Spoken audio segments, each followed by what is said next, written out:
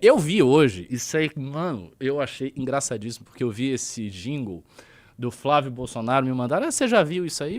Não, o que que é isso? Aí era um jingle do Flávio Bolsonaro. E eu fui olhar e, eu vou dizer, é uma das piores coisas que eu já vi na minha vida. Eu gostaria, de ver o Renan dando aquela coringada renânica assistindo esse jingle. Eu não dou essa coringada, mas o jingle é tão ruim. Ele é tão ruim que merece que esse jingle seja colocado na vida de vocês a partir desse momento. Então assistam comigo.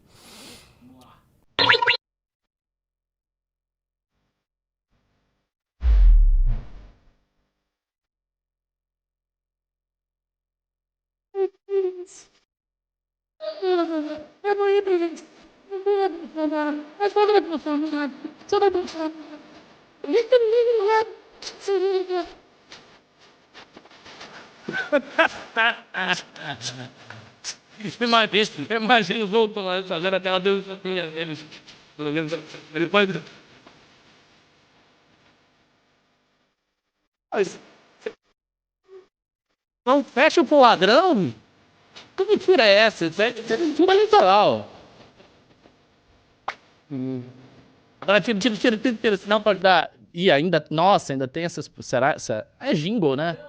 É jingle, tanto faz, né? Não daria nada. Bom, só para esclarecimento dos bolsonaristas, nós não estamos fazendo propaganda para o candidato de vocês. Graças a Deus, a gente está apenas mostrando para o nosso público que é um público educado, um público refinado, inteligente, o quão a campanha de vocês está uma merda, porque a campanha do Bolsonaro está uma merda. Esta é a pior campanha que eu vejo em muito tempo. Eu acho que é a pior campanha que eu já vi na minha vida do Executivo. Eu acompanho campanhas de Executivo porque eu acho divertidas. Acompanhava dos governadores da Bahia, presidentes, alguns governadores de estado. E eu nunca vi uma coisa assim. Eu nunca vi uma campanha tão ruim. A campanha do Flávio Bolsonaro, ela erra em todos os fundamentos que existem numa campanha presidencial. E os fundamentos que existem na campanha presidencial são os seguintes. O primeiro dos fundamentos chama-se partido. Você faz uma campanha, você tem que ter como... Não, eu vou deixar o inimigo errar, eu não estou dando dicas. Até porque eu tenho absoluta certeza que eles não estão assistindo essa live. E se eles estivessem assistindo essas lives, eles não iam pegar as minhas dicas. Com certeza, eles não... O Zema tá... Deve estar, né? O Zema não tem nada pra fazer, né? Não tem nada de melhor pra fazer, a não ser ficar assistindo alguma coisa. Eles sabem fazer melhor. Você me pediu dica, eu também vou falar. Então, mas aí que está. Então, aí que está. Eles sabem fazer melhor. Em 2018 a campanha do Bolsonaro foi melhor. Mas o que eu vejo hoje é o seguinte: a campanha do Flávio é uma espécie de campanha do Jair piorada em tudo. Tudo aquilo que houve em 2018, que tinha alguma qualidade, o Jair apareceu como figura carismática, uma figura messiânica, as pessoas elas se animavam ali, elas se juntavam para fazer a campanha do cara. Havia um certo interesse, uma certa, digamos assim, vivacidade na campanha do Jair Bolsonaro, que o levou a ser presidente em 2018. Só que essa campanha do Flávio é o inverso, ela não tem nada, ela é um fracasso em todos os níveis. Ela é um fracasso político, o cara consegue perder os seus aliados, não consegue manter o partido dele unido, um líder incapaz de manter o seu partido unido. É um fracasso midiático, porque todas as coisas que eu vejo do Flávio são midiaticamente sempre um desastre, o que não era com o Jair. O Jair foi um grande vencedor do ponto de vista midiático. Enquanto ele estava se fortalecendo de 2015 a 2018, cara, só dava esse cara. Ele estava assim na crista da onda e todas as polêmicas que eram levantadas contra ele, eu me lembro disso muito nitidamente, todas as polêmicas que eram levantadas contra ele só se dava bem nas polêmicas, ele só crescia mais nas polêmicas, tinha um clima realmente de, pô, esse cara vai ganhar, esse cara vai ganhar. Isso foi muito intenso no Brasil durante um período e as pessoas gostavam desse cara e elas, pô, tanto que a gente tem um monte de ex-bolsonarista que nos acompanha. Falem aí vocês no chat, quem já foi bolsonarista aqui, quem já foi da tropa do capitão aqui, pode falar, não fiquem com vergonha. Manda um. Todo mundo tem o seu passado, todo mundo fez alguma coisa no verão passado, entendeu? Que não quer contar. Então podem falar se vocês já foram bolsonaristas, não há problema nenhum. Eu nunca fui, graças a Deus, esse destino triste eu pude evitar, estando logo no MBL, mas eu sei que algumas pessoas não tiveram a mesma sorte. Aí, ó, eu já fui, sempre fui isentona. Ó, aí sim, hein, Flávio. Eu já fui Ô, Aí louco, uma galera já bastante. foi. Pô, a galera já foi bolsonarista e aos poucos foi aí se arrependendo com o Bolsonaro. Eu conheci vários desse tipo. Mas o que eu digo assim, em 2018 você tinha um clima. Os jingles eram toscos. Porque jingle é uma parada tosca no Brasil e é normal. E tem uma tosquice também. Os nossos jingles são toscos, num certo sentido. Os que a gente faz pra... Outro dia eu tava vendo aquele do... A loura da Lespe, Amanda, deixa ela entrar. Amanda, deixa ela entrar. É tosco. Mas é um tosco engraçado, legal. Tem um negócio lá feito. A galera gosta, o nosso público gosta. Então é diferente.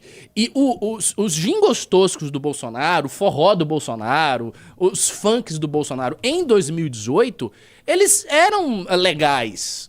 Dá pra dizer que eles estavam naquela categoria do tosco legal. Era um tosco legal. Era um tosco que você consegue assistir, um tosco que você dá risada, um tosco que você canta, um tosco que você manda aí pra alguém pra provocar. Mas essa porcaria que o Flávio fez não é um negócio que você usa pra provocar ninguém. Isso só é ruim. Isso é ruim em absoluto. Isso não tem nenhum aspecto que você possa dizer, não, é um tosco. Não, não é legal. Não é divertido. Não é nada. Ele é só ruim. Realmente ruim. Quer ver? Bota aí o jingle do Bolsonaro.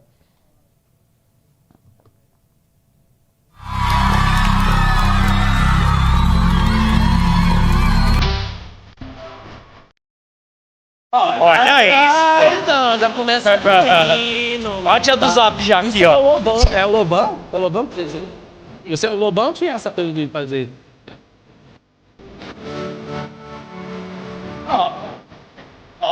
Isso é... Tá melhor, né, velho? Até parece, né? Tanta gente acreditou nessa nossa. Tanta gente achou que era um cara. Céu, meu cara. Aí, muda de verdade. Pô, ora. Pô, tá pior.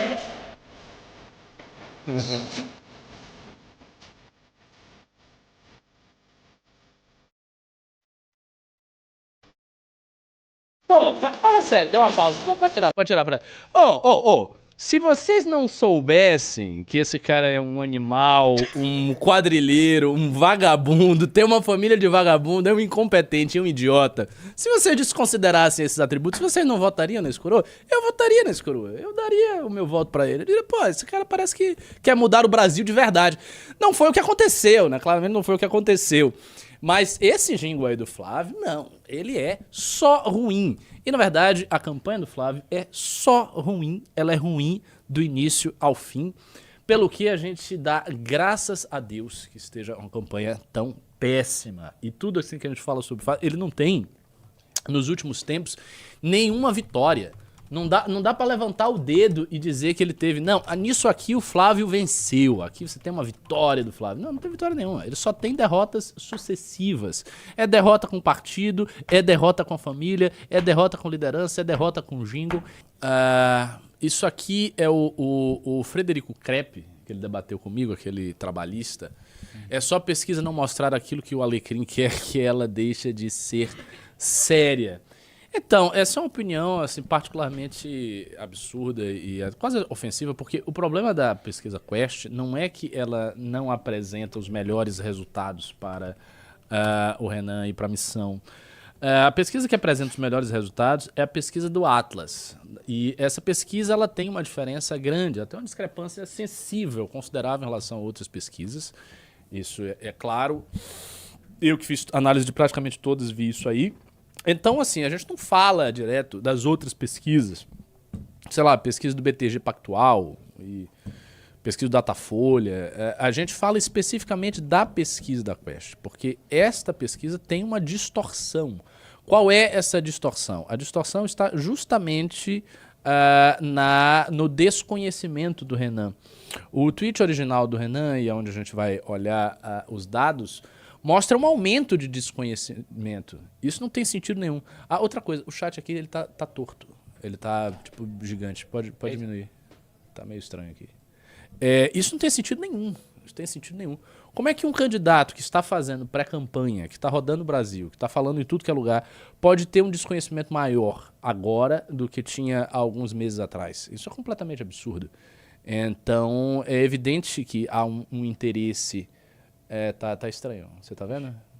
Porque pra mim tá aparecendo as letras assim gigantes. Diminui aí, por favor. Bom, enquanto ele olha aí se dá pra diminuir, o fato é esse. É um desconhecimento que tá aumentando. Opa, não. Continua a mesmíssima coisa. Ainda não mudei. Mas enfim, deixa. A gente tá todo confuso nessa live aqui.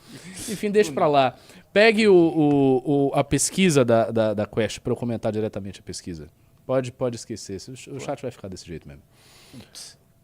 Mas você tem que pegar a pesquisa na parte do desconhecimento, que é o que eu queria falar.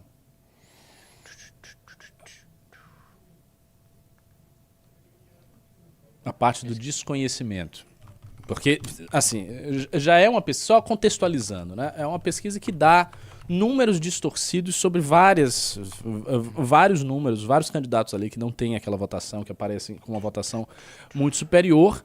Mas o problema central dessa última que saiu é um aumento do desconhecimento do Renan, que é uma coisa que não tem absolutamente nenhum sentido. Não tem absolutamente nenhum sentido. Como é que o cara pode estar fazendo uma campanha e o desconhecimento dele estar aumentando? Isso é completamente ilógico.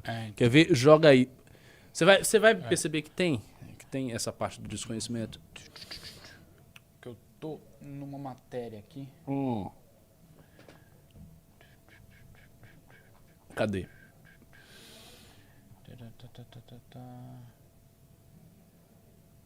Não, faça o seguinte, olhe o... Não, aí você não vai achar. Aí você não vai achar. Olhe lá o tweet do Renan. No tweet do Renan tem isso. É porque você colocou o do outro cara primeiro. Deixa eu ver. Prefiro o jingle Renan Santos do Povo. Aqui, Renan Santos. Isso, bota lá. Vai.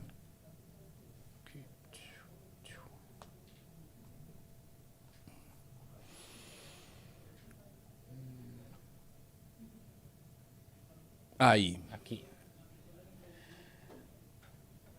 Pronto. É exatamente essa tabela aí que eu queria ver. Bom, enquanto eu comento essa tabela, tenta ajustar o chat, porque ele tá gigante, ele tá distorcida as letras. Ixi, Maria, deixa eu ver. Você tá vendo que tá torto? Mas enfim, falemos. O conhecimento potencial de voto e rejeição de lideranças nacionais. Aí aqui tem uma perspectiva que vai de abril a julho. Nessa perspectiva que vai de abril a julho, ele tem um salto completamente absurdo, que ele vai de 70, ou seja, o desconhecimento dele diminuiu, o que seria de se esperar, né? Ele está fazendo campanha em tudo que é lugar, e aí, de repente, esse desconhecimento aumenta para 77, acima do que estava na primeira... Pô, você tirou. Acima do que estava na pesquisa de abril. Isso, obviamente, não tem absolutamente nenhum sentido. O Cid está falando que o Crepe está sendo bem honesto intelectualmente. Pois é. Ele está dizendo que outro dia achou injusto a Samara não estar sendo chamada para entrevistas como ele. Pelo amor de Deus, né? Pelo amor de Deus. Assim, a campanha da Samara Martins, da UP, é uma campanha que só existe em uma única pesquisa, que é a pesquisa do Datafolha. Ela, obviamente, não tem aquela intenção de voto, ela não tem 3% do eleitorado, nem 4%, nem 2% do eleitorado. Essas pessoas e esses grupos de extrema esquerda, quando aparece na urna, simplesmente aparece assim, praticamente sem voto nenhum, com coisa de 0,0 alguma coisa, 0, tanto, 0, tanto.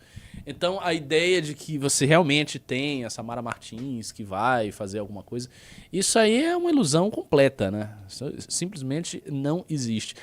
O Datafolha é sempre muito específico. Então, o Datafolha inventa as coisas. Ele vai criando um mundo paralelo. E aí, se você acredita nesse mundo paralelo, você acha, por exemplo, que na borda da eleição para São Paulo, a Vera Lúcia tinha mais voto do que o Arthur, porque era esse o mundo paralelo.